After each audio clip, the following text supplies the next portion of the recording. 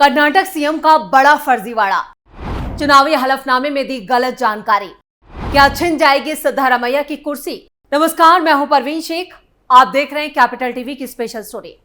कर्नाटक के सीएम सिद्धारमैया एक बड़े संकट में फंस चुके हैं। उनके 3 चुनावी हलफनामों ने उनकी कुर्सी को खतरे में डाल दिया है, तो वहीं बीजेपी ने इसे बड़ा मुद्दा बना दिया है। कर्नाटक में पहले ही कांग्रेस आपसी खींचतान में जकड़ी हुई है। अब सिद्धारमैया को लेकर जो जमीन का फर्जीवाड़ा सामने आया है, उससे कर्नाटक में कांग्रेस की सरकार पर ही संकट के बादल छा गए हैं।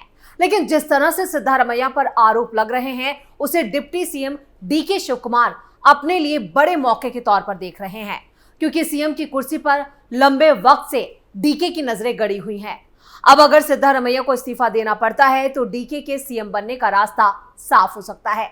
ऐसे में सवाल उठ रहा है कि क्या सिद्धारमैया के चुनावी हलफनामे की जानकारी को जानबूझकर लीक किया गया है?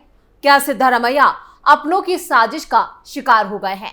सवाल कई हैं, लेकिन इन सवालों के जवाब आने वाले वक्त में जरूर मिल जाएंगे। लेकिन इन सब के बीच सिद्धारमैया के कारनामे की जानकारी 10 जनपद तक पहुंच चुकी है। अब फैसला सोनिया गांधी को लेना होगा, तो क्या इस्तीफा देंगे सिद्धारमैया? वैसे इस्तीफे की नौबत आ चुकी है, और इस्तीफे की नौबत क्यों आई है, पहले वो भी समझ लेते हैं।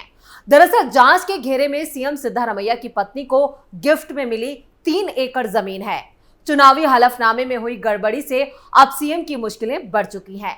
कर्नाटक के मुख्यमंत्री सिद्धारमैया ने पिछले 3 विधानसभा चुनावों के दौरान अपने चुनावी हलफनामे में संपत्ति को लेकर जो जानकारी दी है, वो उसके चलते ही विवादों में घिर गए हैं। इसमें उनकी पत्नी को गिफ्ट में मिली 3.16 एकड़ खेती की जमीन को लेकर जो जानकारी दी गई है, उसमें गड़बड़ी पाई गई है। ये खेत उन्हें 14 साल पहले गिफ्ट में दिए गए थे। अब यह हलफनामा और प्रॉपर्टी में जो गड़बड़ी हुई है, उसको लेकर एनडीए सीएम सिद्धारमैया पर हमलावर है। रिपोर्ट्स के मुताबिक ये जमीन मुख्यमंत्री की पत्नी बीएम पार्वती को उपहार में दी गई थी। सिद्धारमैया की माने तो ये जमीन उनकी पत्नी को उनके साले ने दी थी। लेकिन अक्सर जब भी ऐसे मामले सामने आते हैं, तो दिखता है कि यहाँ पर जो ठीकरा है वो रिश्तेदारों या फिर नौकरों पर फोड़ा जाता है, या फिर बीवी को भी इस्तेमाल किया जाता है एज ए विक्टिम कार्ड। और सिद्धारमैया के मामले में भी ऐसा ही हो रहा है। आपको बता दें कि 2010 के बाद से ही सिद्धारमैया राज्य की राजनीति के केंद्र में रहे हैं। इन सब के बीच बीजेपी ने सिद्धारमैया के गृह जिले मैसूर में आज 12 जुलाई को विरोध प्रदर्शन किया। बीजेपी और जेडीएस दोनों ने ही 50-50 वैकल्पिक साइट योजना के तहत राज्य में विकसित 14 आवासीय भूखंडों के बदले में भूमि के हस्तांतरण पर सवाल उठाए हैं। इस मामले में सिद्धारमैया की सफाई। सिद्धारमैया ने विपक्ष के आरोपों को खारिज करते हुए कहा है कि जमीन की अदला बदली तब हुई जब बीजेपी सत्ता में थी और उनकी यानी कांग्रेस सरकार ने इस योजना को रोक दिया। उन्होंने ये भी कहा कि अगर मुडा ने एक्वायर उनकी पत्नी की जमीन के लिए बाजार दर पर 62 करोड़ रुपए का मुआवजा दिया, तो वो मैसूर में प्लॉट वापस करने के लिए तैयार हैं। यानी अब वो इस जमीन के लिए मुआवजा मांग रहे हैं, यानी पहले चोरी फिर सीना चोरी। इस बीच 2013, 2018 और 2023 में विधानसभा चुनावों से पहले सिद्धारमैया के दायर हलफनामों की तुलना सार्वजनिक रूप से मौजूद जमीन रिकॉर्ड से की गई, और मैसूर के बाहरी इलाकों में कसाबा होबली के केसारा गांव में सर्वेक्षण संख्या 464 के तहत 3.16 एकड़ खेती की जमीन को लेकर गड़बड़ियां सामने आ चुकी हैं, और बीजेपी ने भी इसके सबूत पेश किए हैं।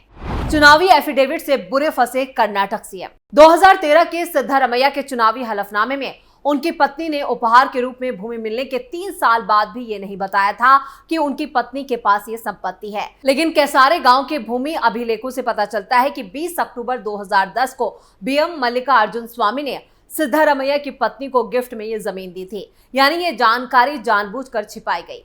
तो सिद्धारमैया ने सीधे तौर पर जांच के दायरे में यहाँ पर वो आ चुके हैं।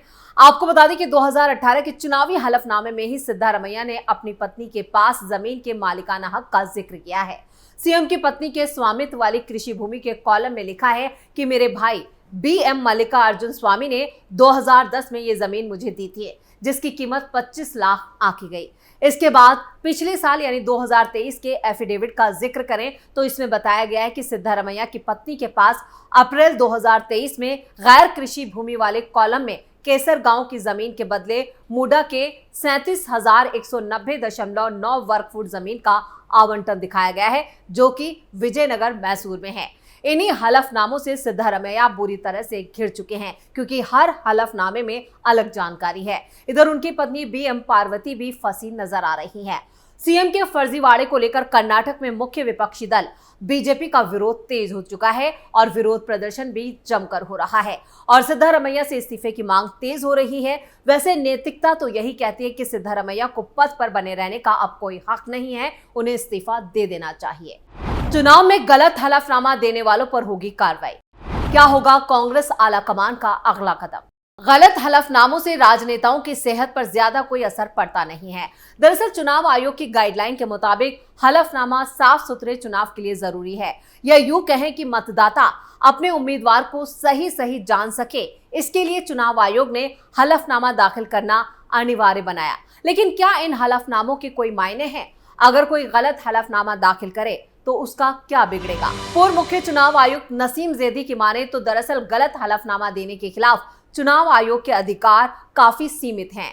इस सवाल के जवाब में कि आयोग आखिर इन हलफनामों का करता क्या है, जैदी कहते हैं कि आयोग संपत्ति के आंकड़ों को इनकम टैक्स विभाग को भेज देता है, लेकिन बाकी हलफनामे की जांच तभी की जाती है जब आयोग को कोई शिकायत मिलती है।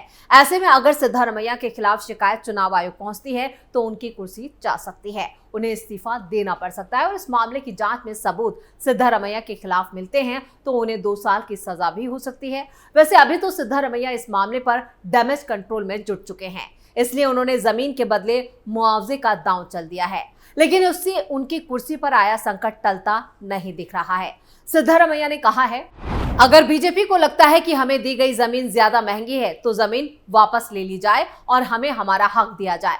मुझे निशाना बनाया जा रहा है क्योंकि मैं ओबीसी से आता हूं और दूसरी बार मुख्यमंत्री बना हूं। बीजेपी सिर्फ मेरे खिलाफ झूठे आरोप लगाने की कोशिश कर रही है। वैसे नेताओं के जमीन घोटाले जब जब सामने आए हैं तब तब इन लोगों को सत्ता से हाथ धोने तक पड़े हैं। लालू का जमीन स्कैम, हेमंत सोरेन का जमीन घोटाला, वहीं कांग्रेस नेता आलमगीर के घर से नोटों का पहाड़ मिलना। जब जब ये नेता भ्रष्टाचार करते हैं तब तब अपने रिश्तेदारों और नौकरों को आगे कर देते हैं। आरजेडी सुप्रीमो लालू प्रसाद यादव के नाम तो इतने घोटाले हैं कि अगर सबका जिक्र हम अपनी इस रिपोर्ट में करने लगे तो एक पूरी वेब सीरीज बनकर तैयार हो जाएगी। वैसे झारखंड के सीएम हेमंत सोरेन तो खुद जमीन घोटाले में जेल की हवा खा कर आए हैं। वहीं करोड़ों की जमीन घोटाले में लालू को भी सालों जेल में बिताने पड़े। जब ये नेता फंस जाते हैं और जांच होती है तो ये लोग दिखाने लगते हैं कि ये जमीन हमारे नौकरों की है, चाचा की है, साला साली की है, मामा मामी, चाचा चाची, तमाम रिश्तेदार इनके सामने आ जाते हैं। ऐसे ही सिद्धारमैया जब जमीन के फर्जीवाड़े में फंसे हैं तो बता रहे हैं कि करोड़ों की जमीन उनके ससुराल वालों ने उनकी पत्नी को गिफ्ट में दी। इन नेताओं का ये काला धंधा लंबे वक्त से चला आ रहा है। ये लोग कानून में ही रहकर कानून का मजाक बनाते हैं, लेकिन इस वक्त देश की सत्ता पर पीएम मोदी काबिज है, जिससे साफ है कि सभी बेईमानों को अपने काले कारनामों का पूरा हिसाब देना होगा। वहीं केंद्रीय जांच एजेंसियां भी फुल एक्शन में है, तो क्या अब अगला नंबर सिद्धारमैया का है? वैसे अभी हाल ही में हेमंत सोरेन भी खुद जमीन घोटाले में जेल की हवा खाकर आए हैं। उन्हें सीएम पद से इस्तीफा देना पड़ा था। अब वो जमानत पर बाहर आ चुके हैं और फिर से झारखंड के सीएम बन गए हैं। लेकिन कर्नाटक के सीएम के लिए ये आसान नहीं होगा, क्योंकि अगर अब सिद्धारमैया को इस्तीफा देना पड़ा तो डीके शिव कुमार, जी हाँ, deputy CM DK Shiv Kumar कुर्सी पर बैठने के लिए पूरी ताकत लगा देंगे। कर्नाटक सीएम की कुर्सी पर पहले से ही डीके घात लगाकर बैठे हैं। वैसे अगर कर्नाटक में जमीन फर्जीवाड़े का मामला ज्यादा तूल पकड़ता है तो 10 जनपद को भी बड़ा फैसला लेना होगा, क्योंकि SC/ST घोटाले में पहले ही कर्नाटक की कांग्रेस सरकार जांच का सामना कर रही है। दरअसल कर्नाटक के अनुसूचित जनजाति कल्याण मंत्री बी नागेंद्र के 187 करोड़ रुपए के गैर कानूनी रकम को ट्रांसफर करने के घोटाले में नाम सामने आने के बाद उन्होंने इस्तीफा दे दिया था और ये घोटाला राज्य सरकार के एक कर्मचारी की आत्महत्या के बाद सामने आया। इससे सिद्धारमैया के नेतृत्व वाली कांग्रेस सरकार को करारा झटका लगा। यानी यहाँ पर कुछ साल पुरानी कांग्रेस सरकार में एक के बाद एक 2 बड़े घोटाले सामने आ गए हैं। वहीं कर्नाटक विधानसभा चुनाव में कांग्रेस भ्रष्टाचार को ही बड़ा मुद्दा बनाकर सत्ता में आई थी। अब इस भ्रष्टाचार के मुद्दे पर खुद कांग्रेस फंसती दिख रही है। यानी आने वाले दिनों में कर्नाटक में राजनीतिक दबाव या कहें कि सियासी उठापटक मचने वाली है, क्योंकि सिद्धारमैया के जो तेवर दिख रहे हैं उससे लग रहा है कि वो आसानी से इस्तीफा नहीं देंगे। वहीं डीके शिव कुमार पूरी कोशिश में होंगे कि सिद्धारमैया इस्तीफा दे और वो कर्नाटक के सत्ता पर काबिज हो जाएं। वहीं सोनिया गांधी और राहुल गांधी के लिए भी बड़ी चुनौती होगी कि वो इस मामले को कैसे संभालते हैं। यानी कर्नाटक में कांग्रेस की सरकार के लिए एक तरफ खाई तो दूसरी तरफ कुआं है। वहीं बीजेपी इस मुद्दे को लेकर कर्नाटक में कांग्रेस की घेराबंदी कर चुकी है। जगह जगह विरोध प्रदर्शन हो रहा है, तो दूसरी तरफ वाल्मीकि घोटाले में कांग्रेस नेता को जांच एजेंसी ने हिरासत में ले लिया है। यानी आने वाले दिन कांग्रेस की सत्ता के लिए भी चुनौती पेश करेंगे। कर्नाटक में इस वक्त सियासी घमासान तेज हो चुका है। सिद्धारमैया के भी बयान आ रहे हैं और लगातार वो अपना बचाव कर रहे हैं। वहीं कांग्रेस भी फिलहाल उनके बचाव में लगी है, लेकिन अगर 10 जनपद से बड़ा फैसला सामने आता है तो उन्हें इस्तीफा देना होगा। स्पेशल स्टोरी में फिलहाल के लिए इतना ही। वीडियो कैसा लगा कमेंट करके अपनी राय जरूर दें। वीडियो को लाइक करें, शेयर करें और कैपिटल टीवी को सब्सक्राइब जरूर करें। नमस्कार।